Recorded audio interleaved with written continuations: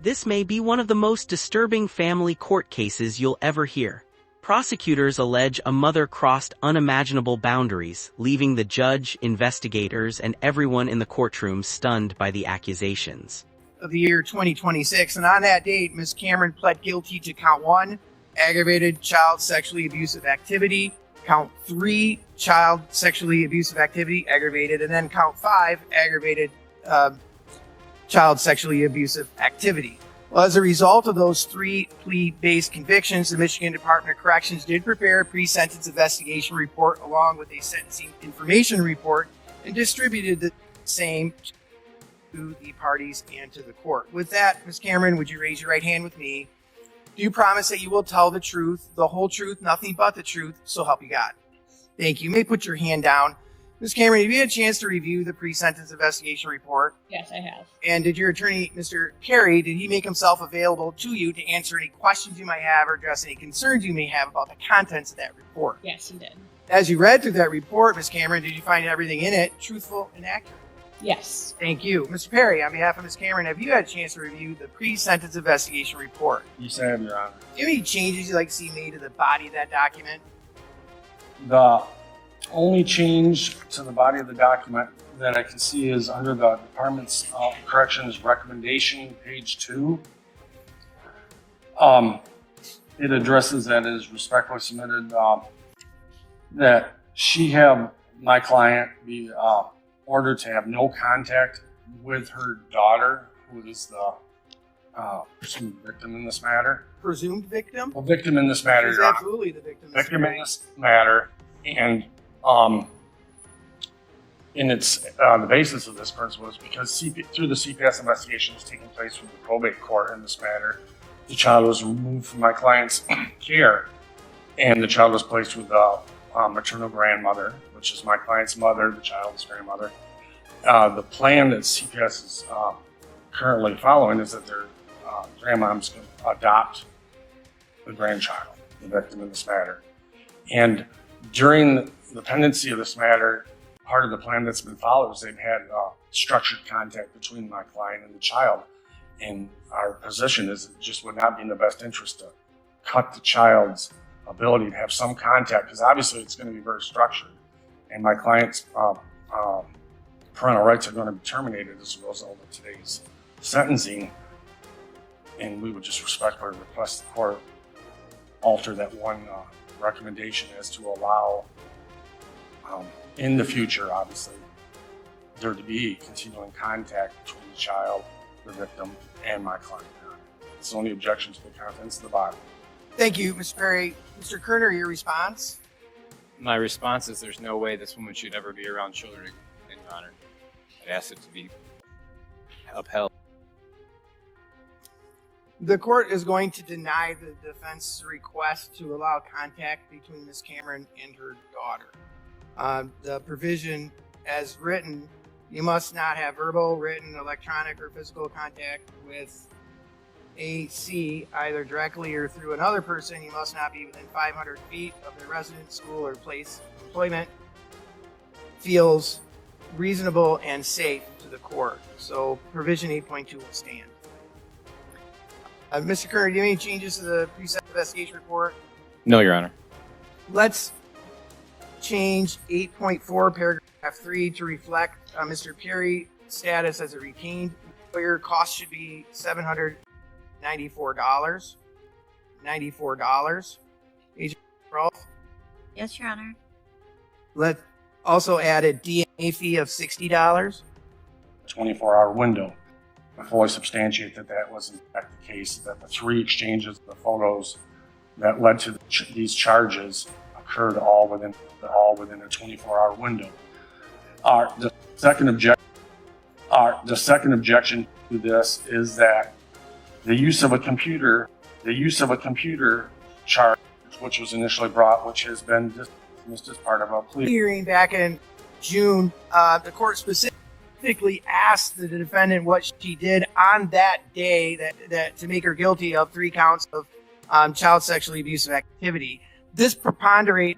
When allegations involve children, the legal system moves with extraordinary caution. Investigators don't rely on rumors, they look for digital evidence, witness statements, forensic interviews, and every available fact before taking a case to court. These are among the most serious allegations the justice system handles. Cooperation from the get-go and get-go. Greatly appreciate it. We're asking for Thank you so much, Mr. Perry. Mr. Kerner, then, for the people. Perry. Mr. Kerner, then, for the people. Thank you, Your Honor. Jessica Cameron's not only a danger to her own children, she's a danger to the children of our community, Your Honor. She engaged in, or was almost engaged in, horrific sexual acts and fantasy acts with another individual that would involve her own children.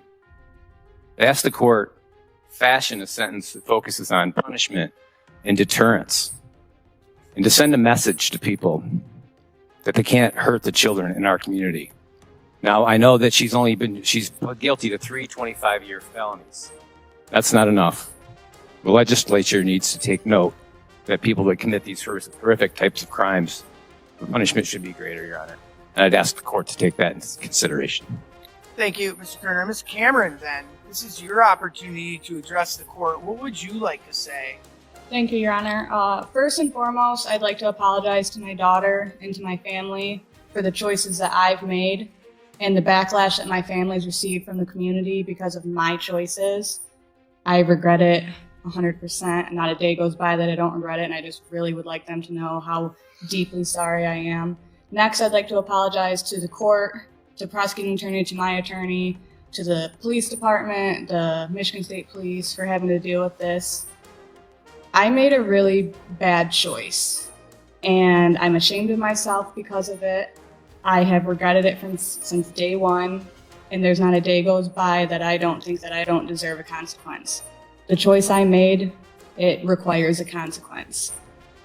On that note, I do ask, like my attorney said, since day one, I've done everything I need to do, and I've been able to see my daughter once a week, and through CPS, we were going for reunification based on all of the assessments and things that I've done. I had a psychosexual evaluation done, and... Where is that evaluation? Your Honor, it was handed into the, earlier into the probation department, or Michigan Department of Corrections. I apologize. It was what? It was supplied to earlier during this process as she was having it done. We were providing copies to the probation officer that was handling the matter during. So it wasn't provided to the court for this case, is what you're saying? Not today, Your Honor. I'm curious, you said that you have been having contact with your daughter this whole time? Yeah, through CPS and DHS, I have supervised contact. Before I was incarcerated, I was having once a week. It was 1 hour, but then they upped it to 2 hours a week. Supervised with my adoption and foster care specialist. Judge McCone ordered back on December 10th, 2025, that you're not supposed to have any contact with the victim. And then at the bottom of it said something about, except for per DHS, what we were doing. And we double checked all of that. And I see. Well, if that would have been addressed with me, I would have stopped that contact. Please continue with your presentation, Ms. Cameron. I'm sorry, it just that's okay. hit me.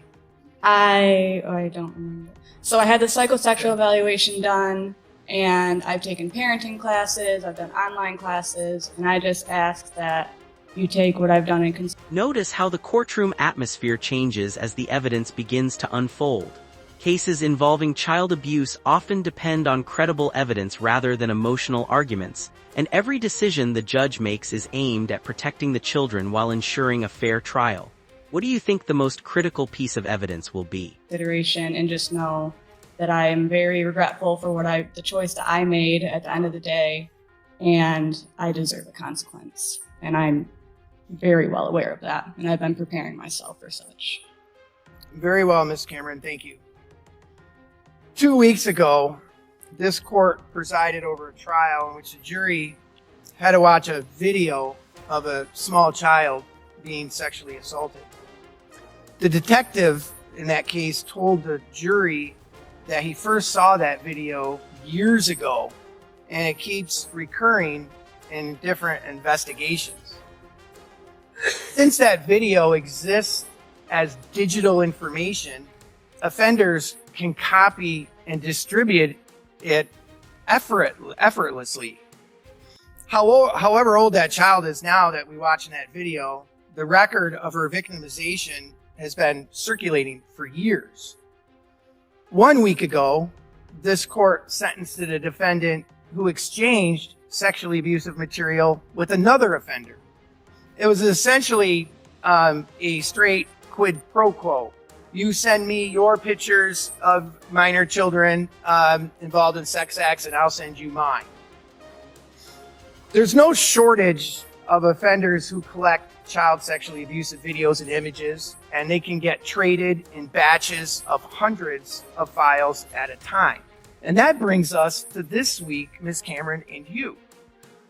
The guidelines are advisory, but the court finds that they were scored accurately. The guidelines are a recommendation from the legislature. The court finds that the recommendation in this case is not proportional to the circumstances of this case. In the simplest possible terms, the factual basis of your plea is that you sent a nude picture of your daughter to Zachary Barton, and you sent that picture to him on 3 occasions, electronically. You clearly used a computer to do so, given the expansive definitions in the computer crime statute. The fact that you would victimize your daughter like that is troubling. The fact that you would re-victimize her 2 additional times almost defies belief. Ms. Cameron, you carry. Mr. Kerner, then, for the people. Thank you, Your Honor. Jessica Cameron's not only a danger to her own children, she's a danger to the children of our community, Your Honor. She engaged in, or was almost engaged in, horrific sexual acts and fantasy acts with another individual that would involve her own children.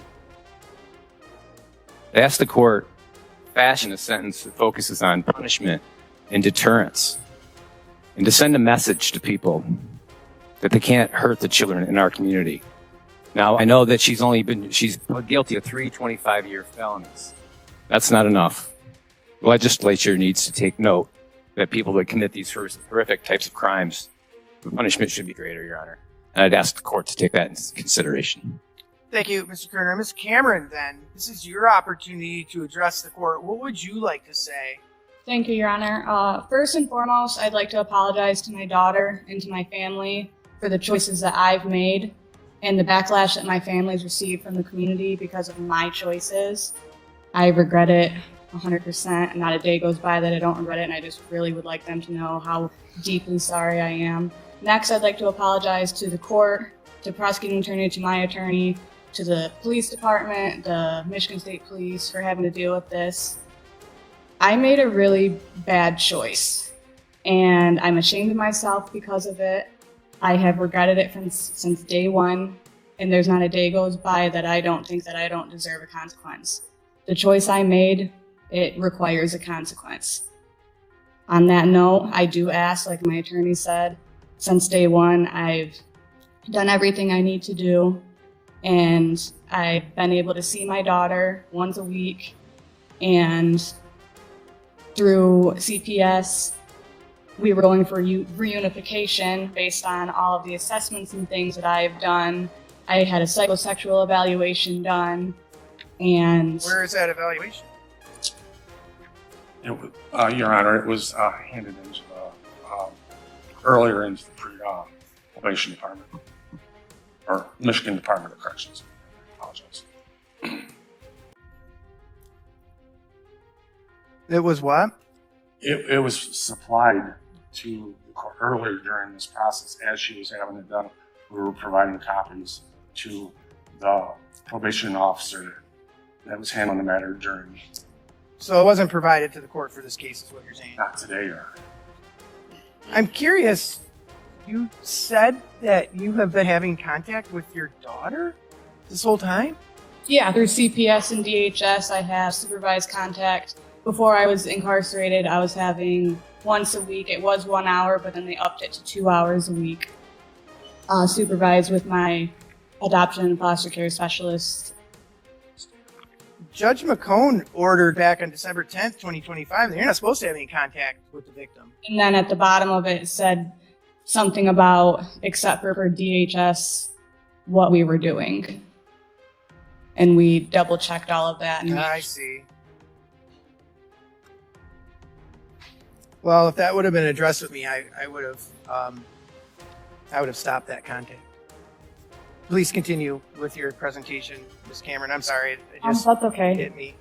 I don't know. So I had the psychosexual evaluation done, and I've taken parenting classes, I've done online classes, and I just ask that you take what I've done in consideration and just know that I am very regretful for the choice that I made at the end of the day, and I deserve a consequence. And I'm very well aware of that, and I've been preparing myself for such. Very well, Ms. Cameron, thank you. 2 weeks ago, this court presided over a trial in which the jury had to watch a video of a small child being sexually assaulted. The detective in that case told the jury that he first saw that video years ago, and it keeps recurring in different investigations. Since that video exists as digital information, offenders can copy and distribute it effortlessly. However old that child is now that we watch in that video, the record of her victimization has been circulating for years. 1 week ago, this court sentenced a defendant who exchanged sexually abusive material with another offender. It was essentially Family betrayal cases are often the hardest to watch because they involve the very people children should be able to trust the most. That emotional weight is why courts treat these proceedings with such seriousness and why every fact must be thoroughly examined before a final verdict is reached. a straight quid pro quo. You send me your pictures of minor children involved in sex acts, and I'll send you mine. There's no shortage of offenders who collect child sexually abusive videos and images, and they can get traded in batches of hundreds of files at a time. And that brings us to this week, Ms. Cameron and you. The guidelines are advisory, but the court finds that they were scored accurately. The guidelines are a recommendation from the legislature. The court finds that the recommendation in this case is not proportional to the circumstances of this case. In the simplest possible terms, the factual basis of your plea is that you sent a nude picture of your daughter to Zachary Barton, and you sent that picture to him on 3 occasions, electronically. You clearly used a computer to do so, given the expansive definitions in the computer crime statute. The fact that you would victimize your daughter like that is troubling. The fact that you would re-victimize her 2 additional times almost defies belief. Ms. Cameron, you might rationalize it to yourself that you've contained the harm because you only sent it to one person, but we have no way of knowing if or when that photograph will breach containment. If it does, it'll re-victimize your daughter all over again. The possibility of re-victimization will follow her around forever, even if she's fortunate enough not to ever find out about it. 10 years from now, some detective might be sitting in a courtroom explaining that he first saw the photo of your daughter in 2026, and it's been widely shared by sex offenders.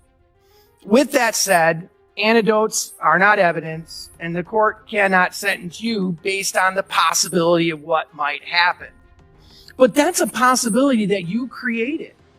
When you shared that photo of your daughter, even once, you subjected her to that danger.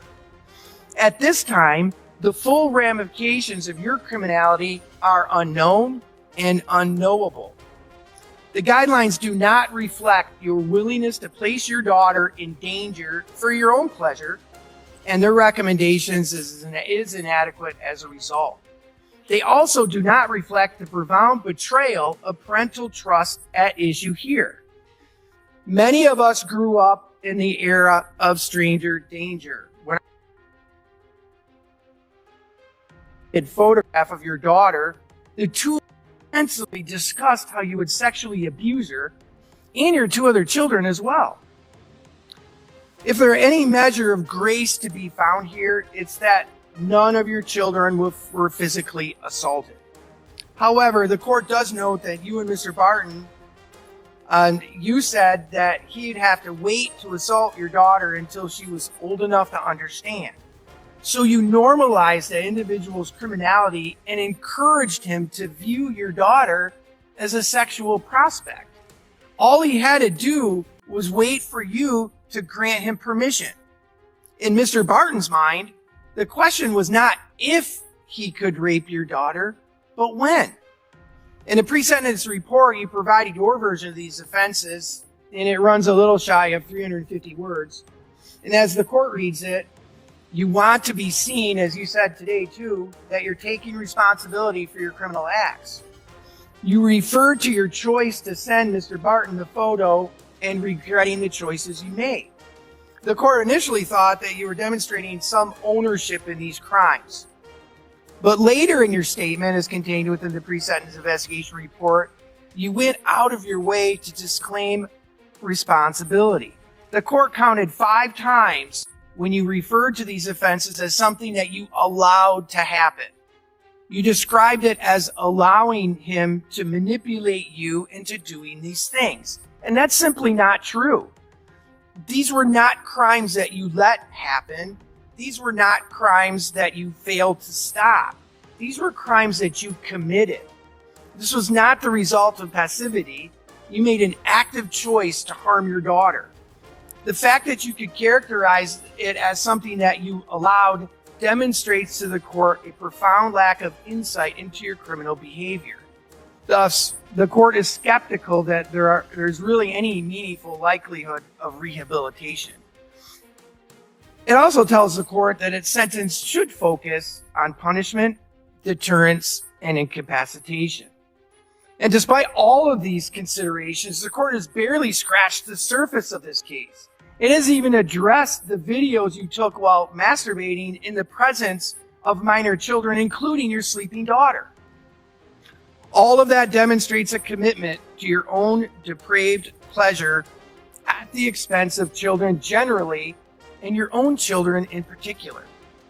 The court perceives one other factor not accounted for by the guidelines. Fortunately, it's much less disturbing than everything the court has discussed so far. In exchange for your plea, the prosecutor dismissed 3 counts of using a computer to commit a crime, each a 20-year felony. The deal also removed the possibility of consecutive sentencing. In other words, the maximum possible prisoner exposure went from 45 years in prison to just 25 years in prison. The guidelines partially account for the dismissed conduct at OV-12. However, that variable does not consider that those dismissed charges carried the possibility of consecutive sentencing. Under these facts, the court would have imposed consecutive sentence if it was given the discretion to do so. The court's napkin math suggests that could have resulted in an additional 45 months to 75 months on your minimum term. The court is permitted to consider the nature of dismissed conduct when fashioning an appropriate sentence, and it does so here. The guidelines are advisory, but the court finds that they are scored accurately. The guidelines are a recommendation from the legislature, and for the reasons already discussed, finds that recommendation is not proportional to the facts of this case. That leaves it to the court to craft a proportional sentence. The court believes that a 1-cell shift in the guidelines is appropriate. Since all the other factors highlighted by the court relate to the circumstances of your present offense, it's suitable to make that shift on the offense variable axis. That produces a guideline minimum range of 57 to 95 months. The court does find that range more proportional to the facts and circumstances of this case, and you, Ms. Cameron, as the offender. You are required to register as a sex offender. You have some financial obligations. That includes a state cost of $204, a crime victims assessment of $130, court costs in the amount of $794, and a DNA fee of $60. And Rolf, please include in Ms. Cameron's package to the Michigan Department of Corrections that she's to undergo a psychological evaluation and follow the recommendations. Against your sentence, you'll receive credit of 53 days, and as to each count, you'll spend a minimum of 95 months in the Michigan Department of Corrections, not to exceed 300 months. You do have appellate rights. Mr. Schmidt is on his way over to you with them. Please initial the form acknowledging that you received the same. If you'd like court-appointed counsel to assist you with an appeal, you have 42 days from today's date to make that request. Best of luck to you, and thank you, everyone, for your hard work on this file. Whatever the final outcome, this case serves as a powerful reminder that the justice system exists to protect vulnerable children and hold people accountable when evidence supports criminal charges. Share your thoughts respectfully in the comments, and if you enjoy courtroom breakdowns and legal analysis, don't forget to like, subscribe, and turn on notifications for more real courtroom stories.